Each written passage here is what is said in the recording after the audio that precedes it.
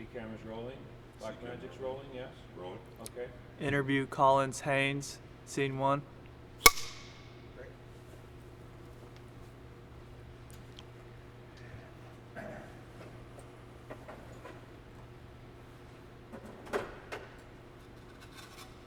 Morning, sir. Good morning. Thank you.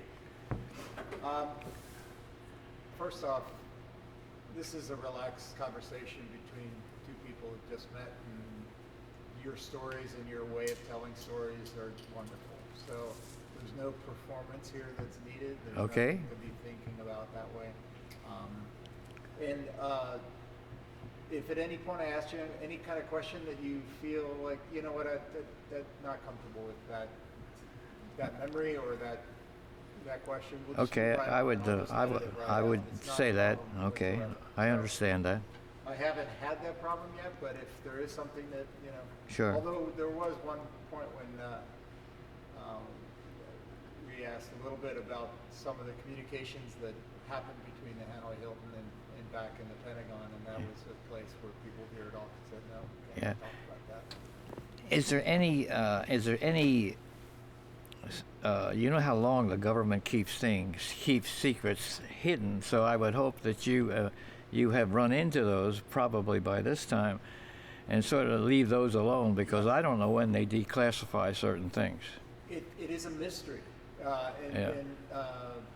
Shu was the sort of the person who was the one that I went to for that. Like, where is the dividing line here? And I'm sure you're aware of when the Spy in the Hanoi Hilton came out, that was ruffled some feathers in terms of, and I have no idea where the line about declassification goes on that, and so we've just steered clear of those questions.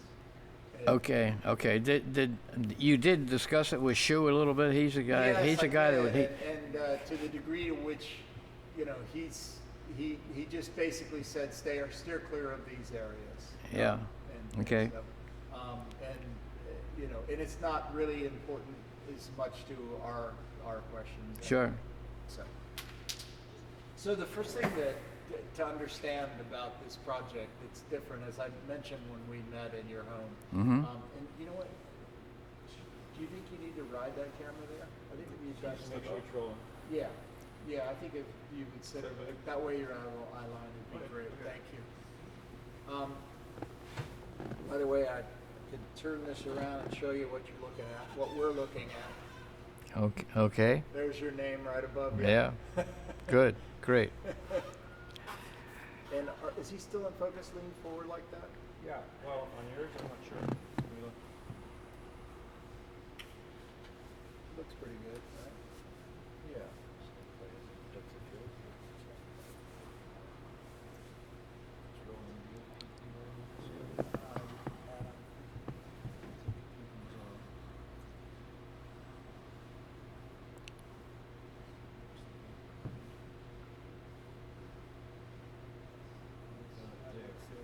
Can you lean forward, sir, for a second? Just lean forward. Yes. Yeah. Okay. Okay, you can be wherever you want. I just wanted to see where you were. Okay. You can just be wherever you want to be. You can lean back, you can lean forward, just whatever's comfortable. Okay. Hold on 1 second, I need to set a timer for myself. Otherwise I get to go and then I forget.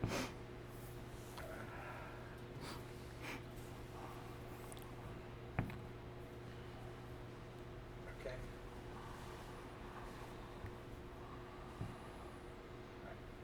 So, as I believe I mentioned when we met at your home, is that a lot of by the way, that sound, we can't control it. And occasionally if you're in the middle of telling something that I find so important that I don't want to have it interrupted by that, Sure. I'll just put a pause for a second. Just pause for a second. It'll go away in a moment. Okay. And then we can pick up our story afterward. Okay. Unfortunately, we can't get around it, and it will interrupt. Okay. So, as I was mentioning, the difference between what a lot of the public consumption of the Vietnam story and of the former POWs who went through the experiences with you is their fascination is often with sort of the trauma of the events. And that's huge and important. I don't want you to steer clear of it by any means, but the audience for this work is the military itself. As you know, the military is dealing with a lot of things about PTSD and returning vets, and they're trying to figure out ways. One of the things that is fascinating for the Navy in particular about all of your stories is when they bring everyone down to Pensacola for the annual testing and everything else, the metrics over the years continue to be that you are healthier, more well-adjusted, happier in your life and everything else, in spite of what you went through. And so these two words, thrive and survive, have come up, that you not only survived your experience, but on some level you thrived. And that's a mystery to the Navy and the military, but a really important mystery. What is it about what you went through and the way you met it, all of you, that is different and can be lessons for us in military leadership and military cohesiveness? There are things that you did that young officers of tomorrow need to understand so that they can help to embed that in the people they lead and help to bring that same atmosphere about, hopefully, as possible. So that's one of the things that we're trying to look at here is what's inside your stories, what can we learn from that can help to make better leaders of tomorrow. Mm-hmm. Make sense? I understand. So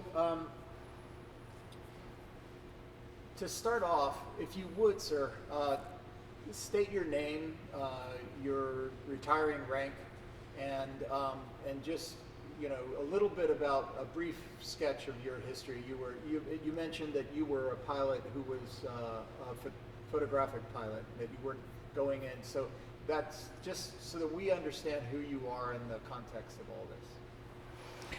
Okay, I'm Collins H. Haines, Captain, United States Navy, retired. I was drafted out of college and did not intend to even go into the military, but Uncle Sam decided that they wanted my presence for at least 2 or 3 years. The Korean War was still on at that time. And so I had resigned myself to go into the Army. I had even taken my physical at the Army base in Fort Dix. And the Army said, I was in my 5th year of college. I liked it so well. I was on the 5-year plan. And the Army, I took the physical and they said, okay, report for duty at such and such a date. I lived in Morristown, New Jersey at that time, and I was unhappy because I was about to finish school. And a chief petty officer from the Navy came down and knocked on the door, my home. He came in and said, let me introduce myself. I'm Chief such and such. And we understand that the Army wants to take you in, and that bad Army will not let you finish college. And I said, well, that's true, Mr. Chief. That's really true. He said, well, what do you think? If you enlisted in the Navy, we will let you finish college, and then we'll take you into boot camp, and you can start serving your time in the United States Navy. And I said, Mr. Chief, that's a great idea. I like it. I really like it. And I signed on the line. And sure enough, they let me finish college.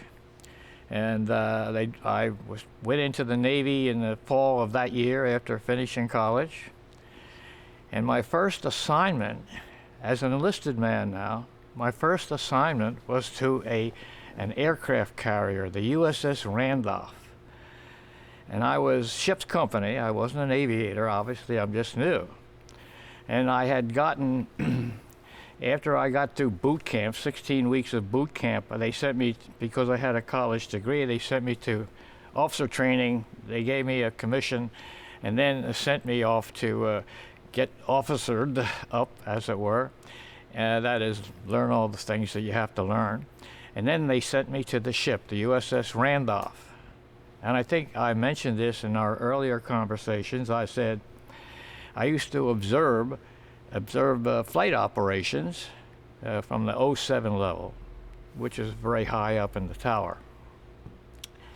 And I said to myself, even though I was young and stupid, but I said, I will not be happy in my life until I do that.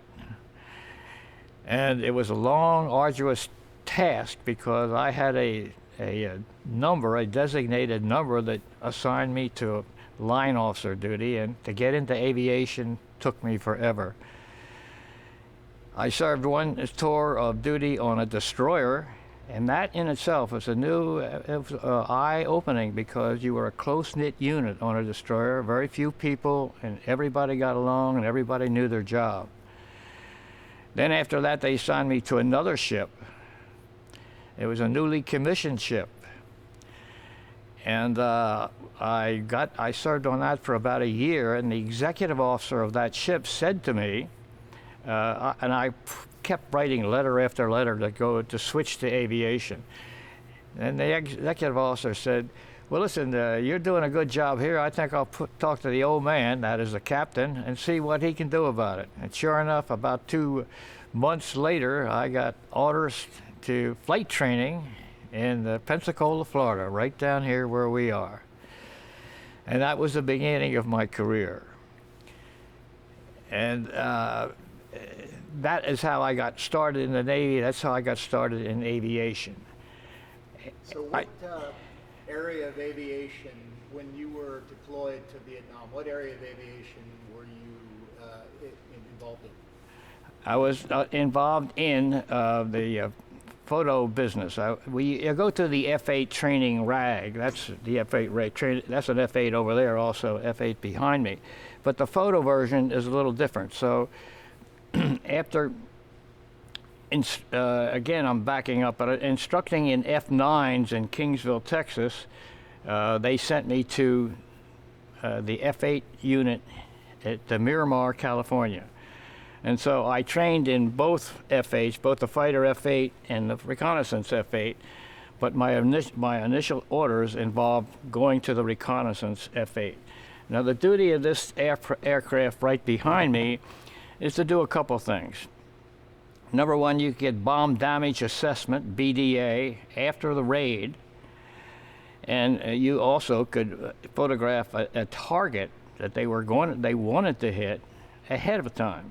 So the mission was very important, and I spent a lot of time talking to the 3-star admiral on the ship as to what they wanted and how we were to get it. And this mission is very important because a lot depends on what you find on the initial foray into the area. If it looks heavily defended, they may decide to attack from a different angle or a different place. And so the pictures that you took were very important to bring back. And also, when you did BDA, bomb damage assessment, you went in after the raid. And then you know how much damage you did. There were an awful lot of these aircraft shot down. Why?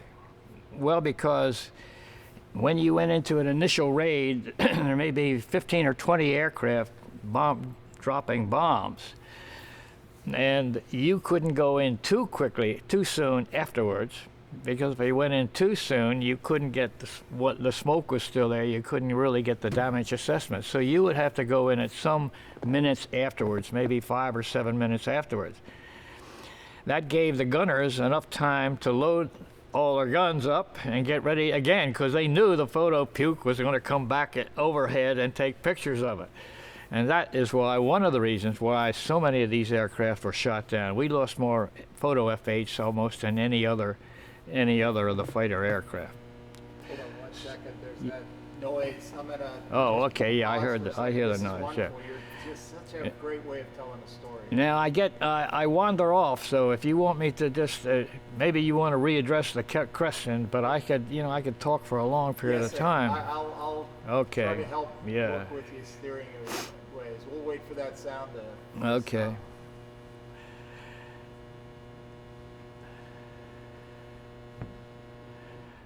There we go. So, as a reconnaissance, as a photographic mission, you would go in, assess bomb damage, and also go ahead. Now, over the course of the war, the sophistication of the SAM missile launchers got better, right? I mean, in the beginning, there were less shoot downs, and at a certain point, there were, you know, did you notice that difference in terms of the sophistication, in terms of defenses? Not, not really, but this was my first trip that I was shot down on. In other words, I was near the end of that first cruise, near the end of a 6-month, actually a 9-month cruise. So I had only been there in actual battle for a period of about 6 months, you see. So I would have gone back had I not been shot down, but I only had one tour over there, so I didn't really see a difference. We had SAM 7s after us, as they had a year before and even after the SAM 7s. So I didn't, to answer your question, I didn't notice much of a difference. It was pretty same and pretty intense. We had gear, and I can't talk about that even though it's been 50 years ago. We had gear that would alert us to the fact that, number one, we were being painted, that is, we were on radar, that's no secret, and number two, when they locked on. And you would know that by some indications in the cockpit, yeah. So describe to me your shoot down, sir. Describe the what? Your shoot down. Oh, yes, okay. I was on a very easy mission. This was an easy mission. It was a rail line north of Vinh, the city of Vinh in North Vietnam. I never flew anywhere but the north, I might add. Anyway, and I briefed the wingman. We had a wingman because, as you can see, in this aircraft, we had no guns. So we had to carry a wingman along with us. So I told him this is an easy mission, but we're going to have to really go fast, and we'll get over Vinh doing over 500 knots because we hopefully will catch him a little bit of sleep. And we did to a certain extent. We go in at about 20,000 feet, coast down to right on the deck, and when we got into Vinh, into that area. Hold on 1 second. Yeah. Can we check that in case that's someone working? Because that's an unusual sound. I'm gonna go to the back end. Just make sure that's just no one running a drill or something. Okay, I'm sorry, sir. Okay, when we got into the vicinity of Vinh, right at the coastline, we'd pop up to 2,000 feet because our rules said you cannot go lower, by design, lower than 2,000 feet over a target. We like to go lower so the radar couldn't catch us sooner. When we got over Vinh, we made a hard bank turn to the right over the city, and everything started to erupt, gunfire and the AAA. But we were pretty much ahead of it. So we got over the city of Vinh through the gunfire, and now we're just humming along at 500 knots, 2,000 feet along the rail line. Our mission that day was to see if any rail traffic was traveling along the rail line. By that time, we had destroyed a good bit of the rail service there, and the mission was, we considered, very low key. I got it, yeah. Although it kind of works great, the sound effect of this plane taking off for your story. Just hold one moment.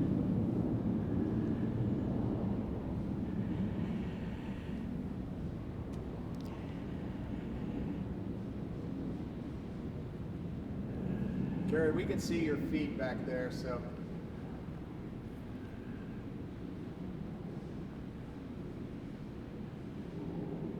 Okay, so you were over this rail line. Okay, so we're over the rail line. We're about 20 miles to the north of Vinh, and we were to my chart, there were no advertised AAA sites at that point, but apparently they had moved it there because as I got to maybe the 20 to 21 mile mark after that, it started to erupt really heavy gunfire. There were a series of 5 emplacements, and I broke really hard to the left, as hard as I could, and I almost saw the flash of the shot that got me. Now this aircraft has a very good engine, 10,000 pounds plus of thrust, which isn't much by today's standards, but it could really get along. But what they had hit there are 2 hydraulic lines on this aircraft when Ling Temco bought it, and they put both hydraulic lines on the same side of the aircraft. And it was the magic bullet that got me, because it hit those hydraulic lines. So now, as we discussed, I think, and we talked about it a little bit at home, I'm still at 500 knots because I had a perfectly good engine, and the stick with which you control the aircraft became a noodle. I could move it anywhere and nothing happened. The rudders at 500 knots with no hydraulic pressure became concrete blocks, impossible to move them, so I couldn't rudder myself out. And starting this at 2,000 feet, I did manage to get the aircraft level. There was enough juice left in the hydraulic system to get it wings level. And then slowly the nose started to go down, and the left wing started to go down. And usually I was very lucky, because usually it's very abrupt. In this case, at 500 knots, perhaps it helped me, because it was very slow and gradual. I'm at 1,500 feet, still descending, nose still going down, left wing going down, and I said, I think I'm going to have to get out. And by the time I made that decision, it was when you're an extremist like that, time stands still. You know, can't imagine how many seconds it took, but it probably was 7 seconds or something. I think it was a minute and 7 seconds. Anyway, I reached up for the handles. And I was talking to somebody today about the handles. The handles on that aircraft over there, you can see, they're 2 very strong loops of steel and coated with the leather or something. And you reached up for that, and that's how you ejected. That was our primary method. I reached up and pulled down the first time. By this time, I'm down to about 1,200 feet. Still going downhill, still 500 knots. I pulled down the first time, and absolutely nothing happened. I'm still in the aircraft, still going downhill, still turning, still leaning to the left more and more and more. So I said, boy, this is not nice. This is not good. Of course, I didn't say that, but I reached up and grabbed the handle again. Well, the handle was now down this far. It was out that far. Should have triggered it long ago. I pulled the second time.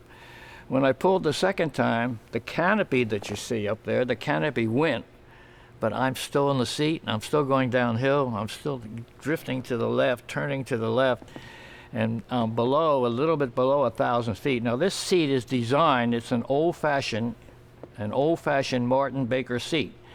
2,000 feet minimum altitude, and you're supposed to have at least 250 knots. Well, I had 500 knots, that wasn't a problem. And it was today's seats are called 0-0 seats. You can eject on the ground, get high enough to have chute opening, and be safe. Ours had a 2,000 foot minimum, so like I said, I'm a little bit below 1,000 feet. I didn't know whether at that point in time, at 500 knots, the confusion in the cockpit is such that you can hardly think, let alone breathe, and because at 500 knots, as anybody that's... Hold you for 1 second to get around Yeah, that noise. okay.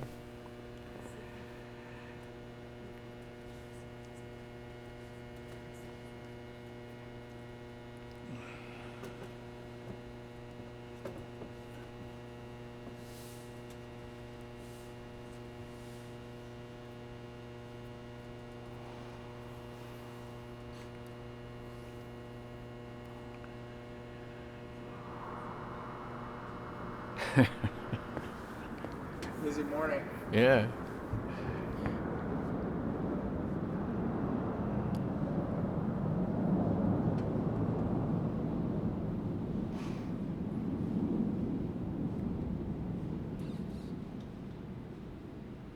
Okay, so the canopy has disappeared. Okay, the canopy is gone, and I'm still down, still doing those descending and leaning, banking more to the left.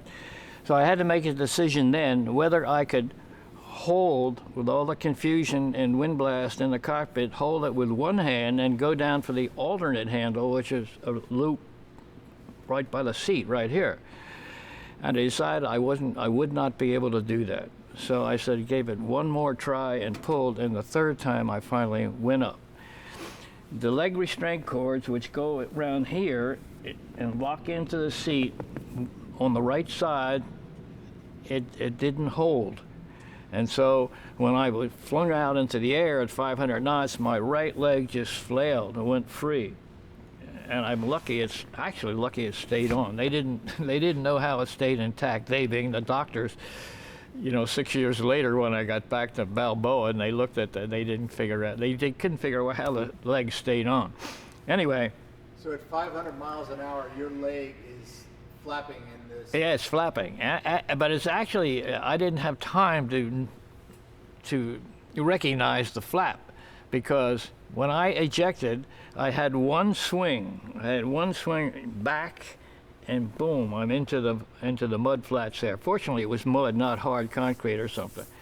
When I tried to raise my leg so that we could, that's the way you're taught to land and shoot, raise your legs like that. I couldn't raise that. When I was aware of that, then I couldn't even raise it. It just sort of dragged behind me. And I landed face down into the paddock. And we talked a little bit about that. I landed near a village, and the village, they were out on me very quickly. I can't imagine how quickly they got out there, but by the time I got up on one knee, and I was ready to get out my weapon. I had a 38. Sorry, there's a jet taking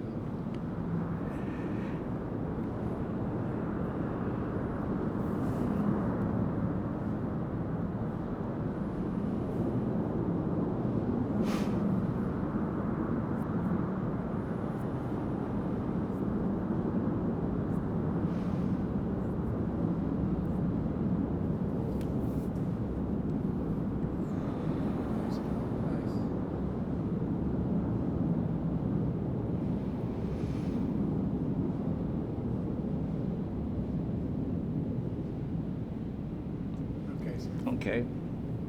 I got up on one knee. This leg was sort of dragging behind me, but I got up and I was surrounded by about 15 people, one of whom had a shotgun. It looked like an old shotgun, but it looked like it could do enough damage.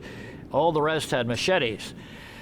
And I think, as we talked about it earlier, I think I could have gotten my weapon out, and I could have gotten the gun, one guy with the gun, but then the other 15 would have come and cut me probably to pieces.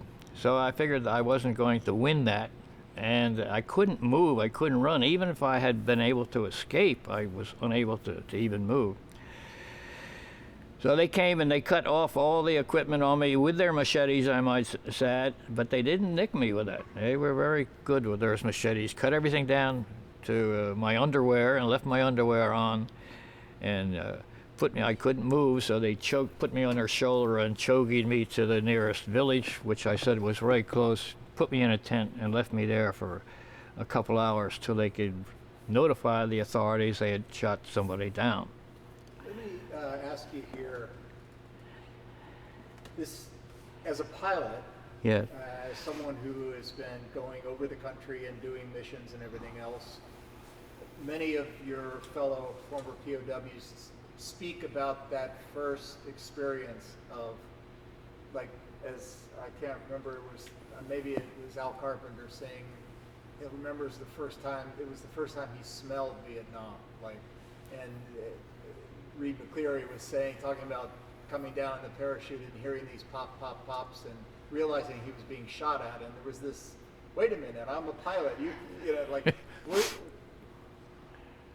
you remember a moment when the reality really shifted, like where there was some way in which you stepped into a totally different world than the military might of the United States and the wars you'd known it today, where it really impacted you? I actually never got the sensation that I smelled Vietnam, because every time we were on pure oxygen. Now, I don't know if Al was a smoker or not. Some of those guys would take their mask off and they would smoke a little bit going in there. And he may have been a smoker, I don't know. But I always had my mask on, so I never got such a smell as he describes. But I was believe it or not, I was pretty well prepared. I knew that I had a good chance of getting shot down. I mean, and I had prepared myself for it. Quite honestly, when we went through survival school and other places, even briefings I had before we left before we left the United States, we didn't know that the people, the prisoners of war that had been there were being treated so badly. Now, maybe that was by design, the government design, I don't know, but I just thought it would be very rough. I thought I'd be beaten around and hit, and I was prepared for that. I was prepared to be shot down even. And matter of fact, the night before I was shot down, I wrote my parents a letter. And I was a wild guy. I was a little bit wild in college, and I just wrote them and from the heart and said that I know I've been a trouble to you as your son, but I love you both dearly. And that's unlike me. See, I don't do stuff like that. I wrote it down and sent it off, and that was a treasured letter that they had. And a sequel to that story, my poor mother died the month before I got out of jail in 1973. My dad was still alive, however. But anyway, so I tell you that because I was prepared to be shot down. I was not prepared for what had happened, and we talked a little bit about that, and I'm not going to dwell on that, but I was not prepared for the very intense treatment that I got, and many of the prisoners got. And worse than I did. Those that tried to escape, there were a couple that tried to escape, they did kill one fellow who had escaped. So I was somewhere, I don't know, who knows? We never talk about it to each other. You never know how much, and what one guy can stand, maybe the other guy can stand twice as much. You don't know that. But I do know that there were only a handful of people that went in and willingly talked to those people that did not stick the name, rank, serial number, and date of birth. Anyway, I've digressed, but I didn't get some of those sensations that Al had gotten because I don't know. I had prepared myself, quite honestly, to be shot down, and I thought I could handle it. Not better than I did, but I sort of had, what am I going to do? How am I going to do it? When I thought, am I going to shoot it out with them? And I had planned, if I had a chance to shoot it, I would. Shoot it out with them, I would have. But of course, the fact that I was wounded and couldn't move, that changed the whole picture. So this is an important piece, that part of your military preparedness, part of what your training was to prepare for the possibility, the realistic possibility that you could become captured. Yeah. And that helped you in the adjustment period. Oh, absolutely. The fact that I could be captured, yeah. I had every thought that I could have been shot down and captured. But I was prepared for that. I thought I was. But you never, and as I repeat myself, I was prepared to be hit, pushed around. Hold you for 1 second. Yeah. Sorry.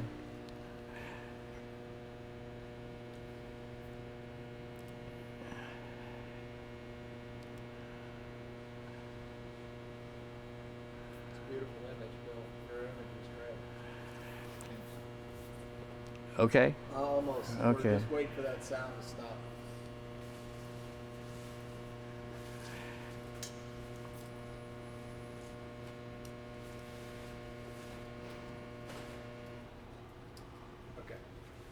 Okay, I was prepared to be beaten, hit with rifle butts, and I was prepared as to put in a box. I mean, they did all that to you in survival school.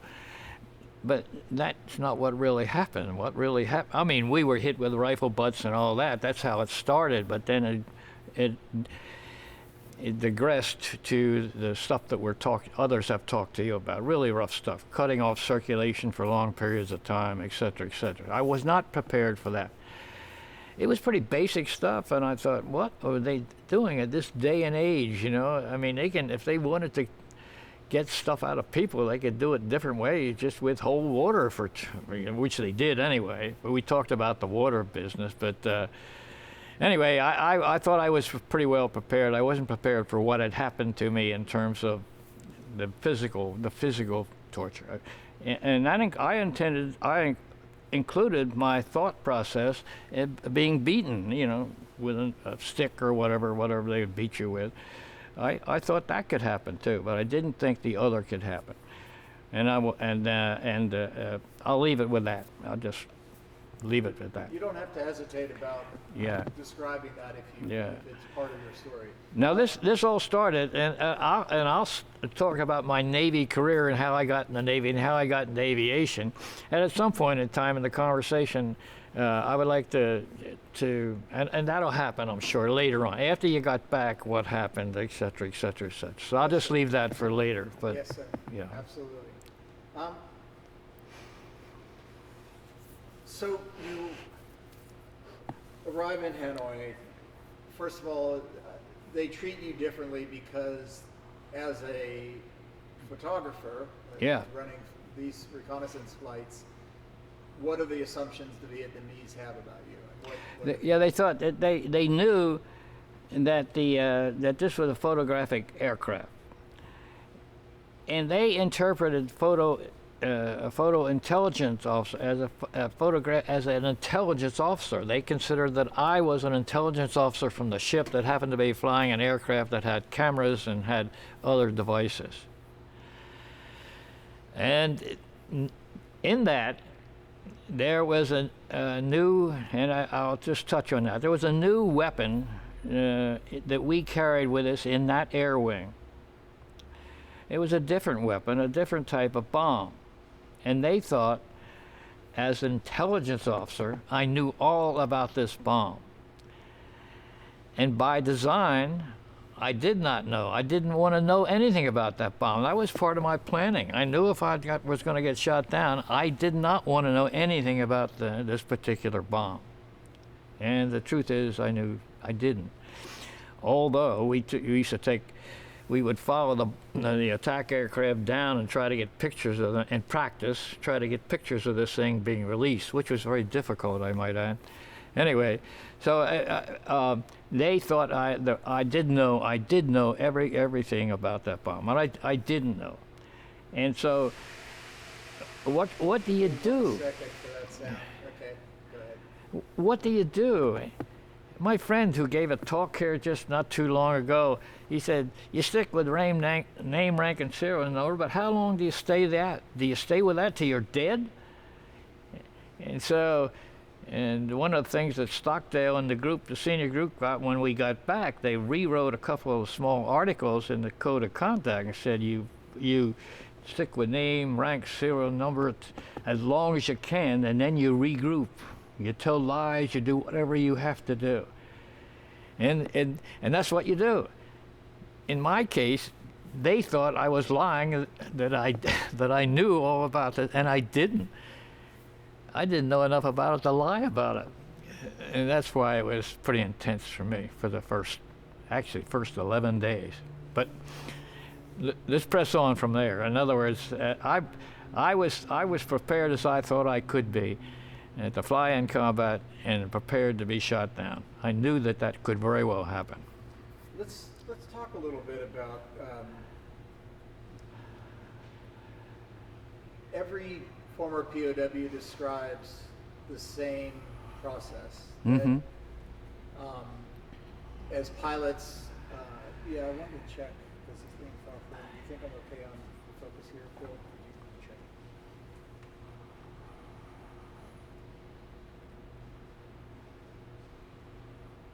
Yeah, okay, good. There was this process where, as pilots, in some ways you were used to a life, you'd fly off the carrier, come back and have coffee and have a beer, and then, and it's so like the whole, you were the elite, you were the Top Guns, you were these, people took care of your planes, so, and then all of a sudden you're dropped into this world. And we, in our generation, came out of the era of John Wayne, where he could handle anything, and these were the icons. We were America, so, and the idea that we could be broken was, there was something in that was, to say the least, an adjustment. But it was an adjustment that every former POW went through. There was a moment when you realize you can't just take pain forever.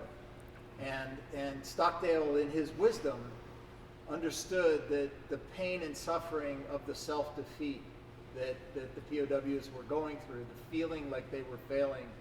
As Reed McCleary said to me, I lay in my cell for a year thinking that if I ever got released, I couldn't return to my own country because I had given more than name, rank, and serial number. The truth is, as pilots, as you described, you're not given intel for more than 7 days out anyway. So after 7 days, Yeah. it's end of story in terms of what intel you have. Yeah. So, but the Vietnamese understood that if they could break your spirits, if they could force you to give up more than just simply name, rank, and serial numbers, Yeah. they could make you feel like you had failed. And then they would try to isolate you. Stockdale understood this, and he made an adjustment to the military code Yeah. for all of you. What did that mean to you? Well, let's back up a little bit. Yeah. First off, when you're shot down, you're going through these horrific experiences. You're brought in. You go into the Nobby green room where you are put through a lot of pain. And how long was it after that before you had contact with the First American? Talk to me about the isolation, that period. That was a problem that we perhaps discussed just a little bit, but because I was wounded, when they carried me in a wheelbarrow through the villages, with a wooden bed and with my leg that was grotesquely swollen, it got hundreds of splinters in the back of that leg and in the outside of the leg. That's the only way they could carry me. Otherwise, they'd have to carry me over their shoulder. So they got this wheelbarrow with a square wheel in front, I think. Anyway, they would run me in that usually at night. In the day, they would try to. It depended. But at night, sometimes you go into one of these villages, and it took 2 days for me to get to the point where they could even get a truck trail to get me on a truck. And so my dilemma started with this leg and with the infection that got in there. Because when I got to Hanoi, I was already in actually pretty bad shape. It took me three and a half days to get to Hanoi. And one of the things you just mentioned was they broke me, and they did break me in the first 11 days. They did break me, and I felt I had the same guilt that most of us had. My added problem was, and I'm sort of skipping ahead here a little bit, was that I did not have contact with anybody except Mel Moore. They put me in one cell after I got out of the Nobby room. Oh, incidentally, I'll tell you this one. After they got through with me in the Nobby room, they put me down in the rat cellar underneath of the Nobby room. And they left me there, I think I mentioned, for about 3 or 4 hours. Hold on 1 second.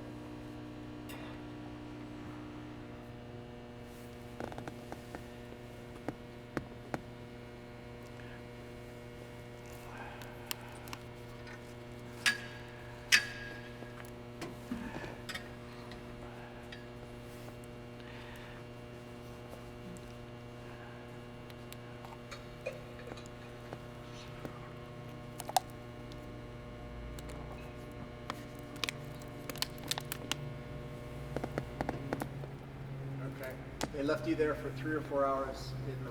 And there was describe water. the There rat was cellar. water running. There was a hose with water running in there, and I've been dehydrated for now the 4-day trip plus 11 days in there, where they gave you only that little tiny glass of water. It wasn't water. It was something with herbs in it, or something. I don't know what it was.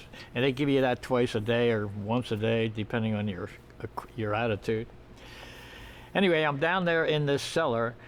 And having been through this and been defeated, and I was down, I was really, really, really down. I heard a prisoner above me being in the lobby room, being tortured. And I could hear him screaming. And without divulging, I'm not going to say who it was, but I thought I recognized the voice. He never reappeared. Never reappeared. Anyway, but I'll continue with once they got me out of the rat cellar down there, they put me in a cell for just a short period of time, and the fellow named Mel Moore was with me. It was in the other cell, and he was trying to tap to me. Well, at this point, I had no idea what tapping was. I just thought somebody was knocking on the wall. I didn't know what it was. I didn't have time to actually communicate with him. They took me out of that room and then put me in another cell, completely isolated, away from anybody else.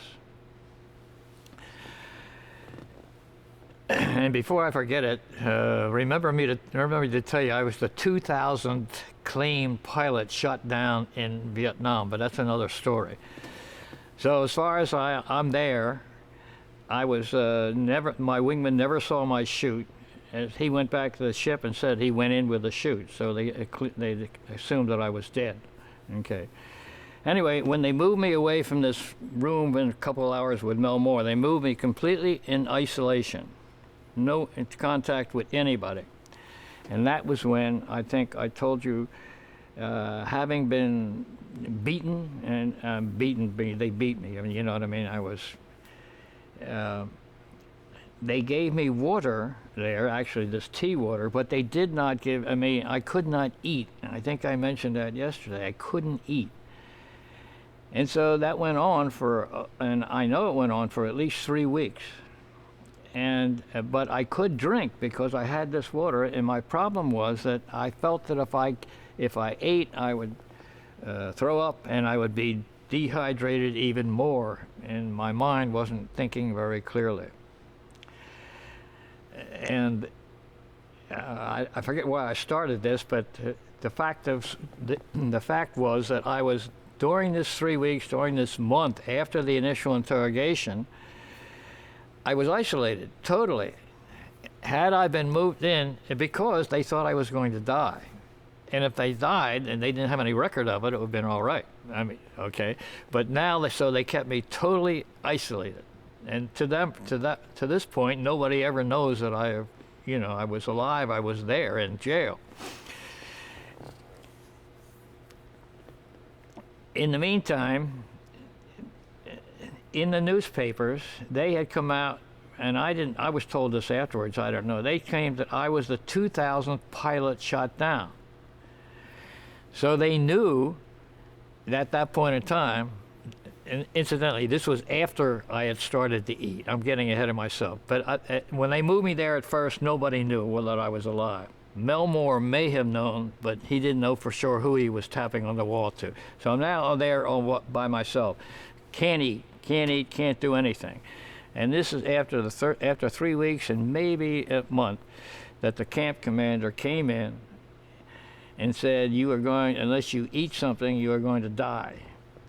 And I'm pretty sure they didn't do that out of any kindness in their heart. It's just that Ho Chi Minh had said years ago, keep these guys, get them to Hanoi, keep them alive, because they are going to be worth bargaining chips at the end of the war.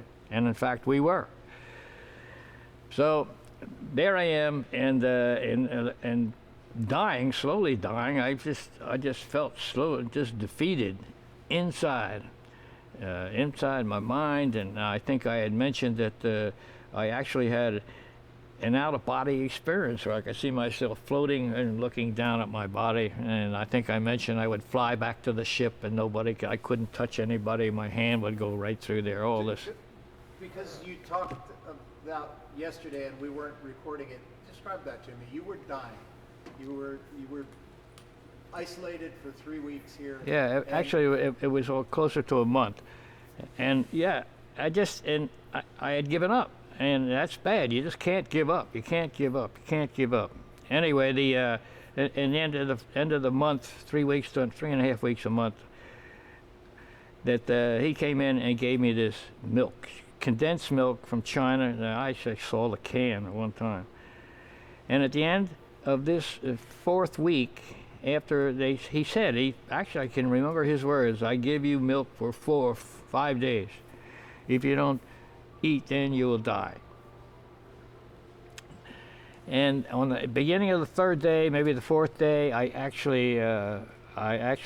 the milk did something to my stomach. I have no idea what, and to my mind, and I was able to eat. Now, even if you ate everything that they gave you, you would lose weight. And particularly the big men. The big men just couldn't, And even me, when I ate everything, when I started to eat, I did gain some weight because I had lost so much during the 2 months ahead of that. But when I started to eat, I did start to get stronger. Then I built my resolve back up, and I said, "This is stupid. You can't let yourself get like this." Then, when they saw I was going to live, that's when they moved me in at the end of about 2 months, and they moved me in with 2 other people, Swede Larson and Mel Pollock. And I mentioned earlier they shared some of their food with me, for which I'll be eternally grateful, because Swede's comment to me was, after we got out, he said, "They moved this old bastard with us and he's going to die here." That's what he told me. They moved him in here, and they moved you in here to die, where you're going to die. And that's the way we talk to each other. That's when, and I couldn't believe he said that to me. But I thought they moved that old bastard in here because he's going to die. Anyway, they shared their food with me, and I recovered. And then from then on, and the reason I started this whole story was because I was that long period of time without any contact with anybody. If I had come right out of the 11 days of the real serious stuff and been moved in with somebody, it would have been different, because you have to be amazed at what it is to talk to somebody else that's been there. He's been through it. He knows what you went through. This is so important, this moment that you're talking about. Several things here that the senior leadership over the course of the POW experience came to understand, essentially, because Stockdale's orders went out.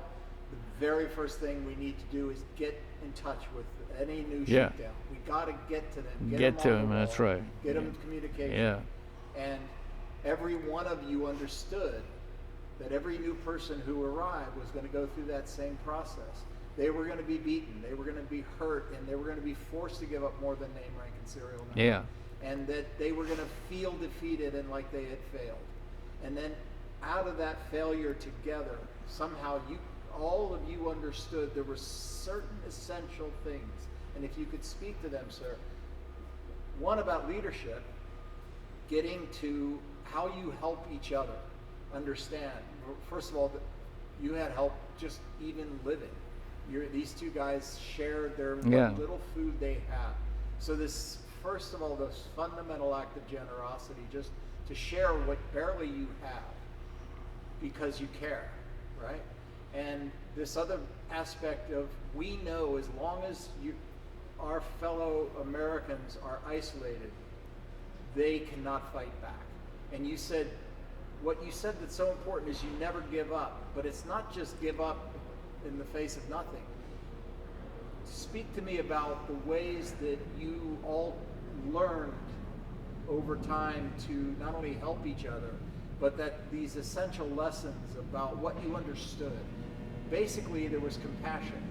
You understood that what each of them would go through because you went through it. Yeah. And that's really important, because a lot of military leaders today sometimes lead in a vacuum. They don't get what their subordinates are actually going through, and so this can really help them understand that. As soon as that noise stops, I'll let you speak to what you see what I'm drawing here is that there were several essential things that happened for you. You went through the same experience that every single POW would go through. And the very first thing that happened that changed that was when you got contact with another human being. Yeah. So speak, please. Okay. Yeah, the first contact, I didn't know who it was until after it was the Mel Moore thing. That was very early after I got out of the 11 days.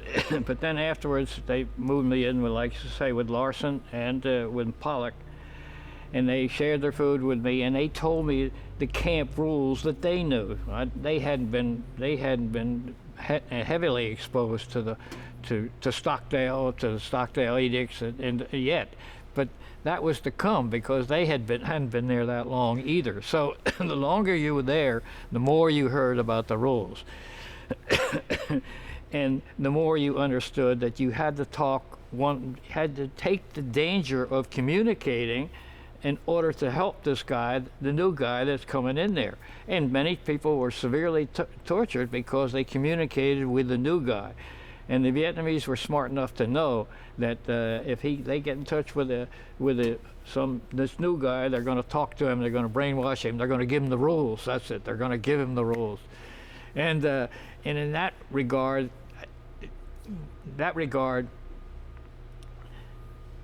that is how I got stronger. I knew the rules, but I didn't get communication directly until we, if you'll remember our talk previously, after they moved us back out of third base. They moved us out of third base and moved us back in here after the Sante raid.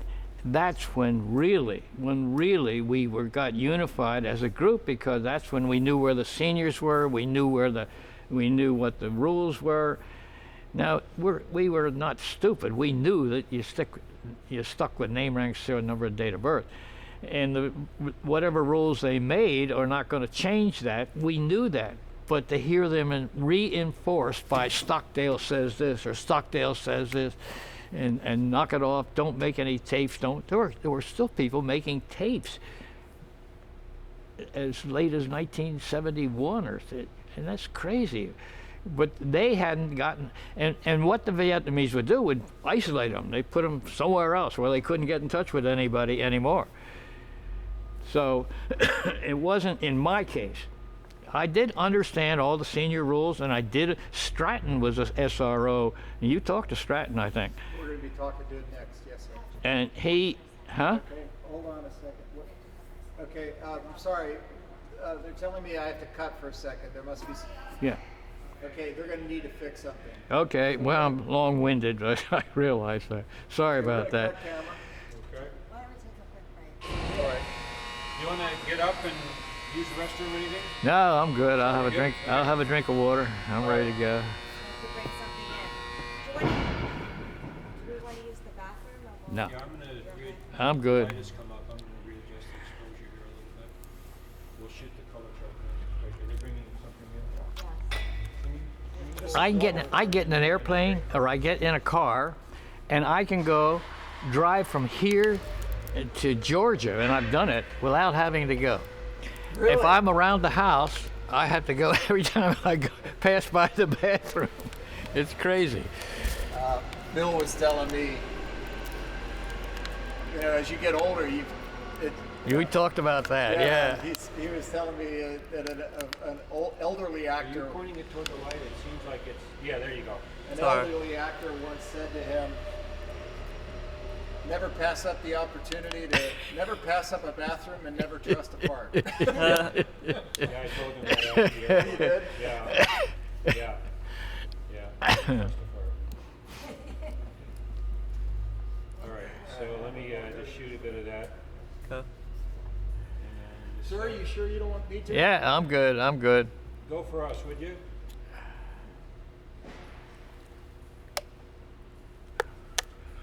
Okay. Good. Yeah. All right. So let me shoot a bit with this camera.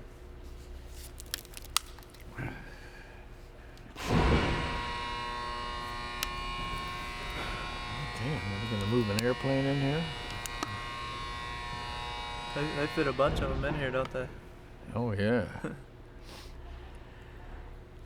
I feel like when I walk around, I see one I'd never seen the other time. There's some beauties there. Yeah. Remember, I showed you that about the handles were missing, Yeah, I have to go check that out. but they're the handles on that one. They're the handles. They left them in that one. In this one, they took them out. Okay. We'll have to get a close-up of that so we can cut to that when you're talking about it. Yeah. Yeah, good. we Good. got it. Okay. So I've actually flown two types that are in here. I've flown a DC-3. Have you? My crew, we were in Africa. Yeah. And that was how we moved our gear from Nairobi down to Amboseli Game Park. And I was a new pilot. Huh. And so me and this other person who was with me, we were both like, we had 50 hours, 60 Yeah. hours. So we would sit on the cockpit floor, and the pilot was this old Lufthansa pilot who had been aged out because they made you quit at 65, right? Yeah. So he was like 67, something like that. So we're like looking at the instrument panel, and we're all into all the electrical navigation, all this kind of stuff, and there's like nothing running, right? No navigation running at all. And so we yelled, because it was louder than you can possibly imagine, we yelled to him, "How are you navigating?" And he looked over his shoulder like we're a bunch of idiots. And he tapped the compass and he tapped his watch. This heading for this long. That's funny. Because we're in the middle of Africa, there's nothing. You know, Yeah. But that was a question I wanted to ask you. It really doesn't Let me have tell you about this airplane. Yeah. I didn't have any nav gear whatsoever. I didn't have an autopilot. Well, What yeah. I did was I read a map and I used time and distance Same and thing. because we had no